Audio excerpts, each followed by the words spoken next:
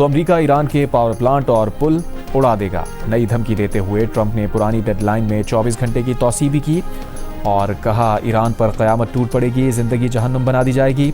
Trump نے کہا ایران کو معاہدے کے لیے دی جانے والی ڈیڈ لائن کا وقت منگل رات 8 بجے ایسٹرن ٹائم جاری کر دیا، جو ایران میں بدھ کی صبح 3:30 اور پاکستانی وقت کے مطابق بدھ کی صبح 5 بجے ہے۔ مختلف انٹرویوز اور بیانات میں امریکی صدر نے کہا اسٹیو وٹکوف اور جیرڈ کشنر ایرانیوں کے ساتھ سخت مذاکرات کر رہے ہیں، بہت حد تک امکان ہے کہ آج پیر کو معاہدہ ہو جائے۔ یہ بھی کہا کہ آج معاہدہ ہو بھی سکتا ہے اور نہیں بھی ہو سکتا۔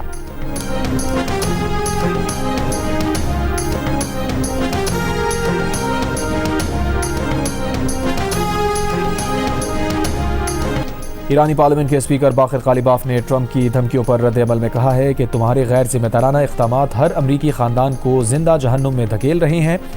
ہمارا پورا خطہ جلنے والا ہے کیونکہ تم نتنیاہو کے احکامات ماننے پر مصر ہو۔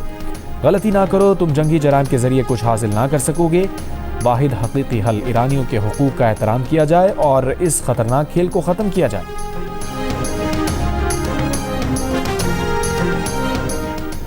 روس نے مطالبہ کیا ہے کہ امریکہ کو الٹیمیٹم کی زبان ترک کر دینی چاہیے۔ امریکہ کو صورتحال کی بہتری میں اپنا کردار ادا کرنا ہوگا، صورتحال کو مذاکرات کے راستے پر واپس لانا ہوگا۔ ایرانی وزیر خارجہ عباس اراغچی سے ٹیلی فون پر گفتگو میں روسی وزیر خارجہ سرگئی لاروف نے کہا امید ہے ایران تنازع کم کرنے کی کوششیں نتیجہ خیز ثابت ہوں گی۔ فریقین کو سفارتی کوششوں کو نقصان پہنچانے والے اقدامات سے گریز کرنا چاہیے۔ اس سے پہلے چینی وزیر خارجہ وانگ یی کا روسی ہم منصب سرگئی لاروف سے ٹیلی فونک رابطہ ہوا۔ وانگ یی نے کہا آبنائے ہرمز کے بحری راستے کی بحالی جنگ بندی سے ہی ممکن ہے۔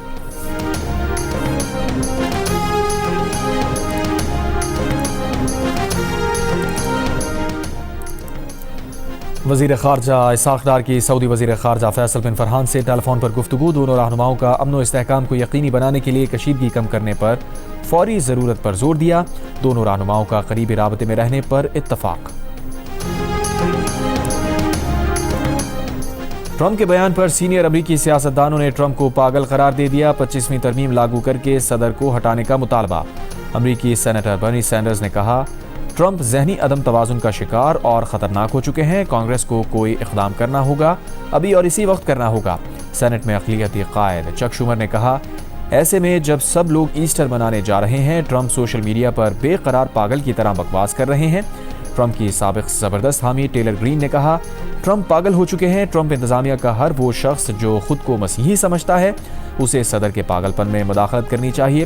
امریکی سینیٹر کرس مرفی نے کہا اگر وہ ٹرمپ کی کابینہ میں ہوتے تو ایسٹر کی ان چھٹیوں میں امریکی آئین میں 25ویں ترمیم لاگو کرنے کے لیے قانون دانوں سے بات کر رہے ہوتے۔ 25ویں ترمیم کے تحت صدر کی معذوری کی صورت میں کابینہ کے اکثریتی فیصلے سے اس کے اختیارات نائب صدر سنبھال سکتا ہے۔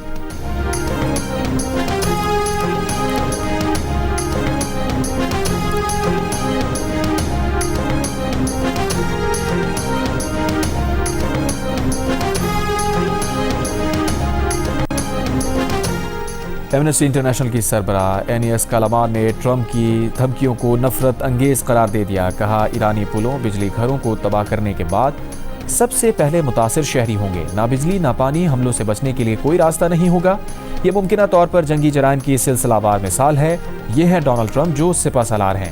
سربراہ ایمنسٹی انٹرنیشنل نے ٹرمپ کا ایران کو دھمکی آمیز ٹویٹ بھی شیئر کیا۔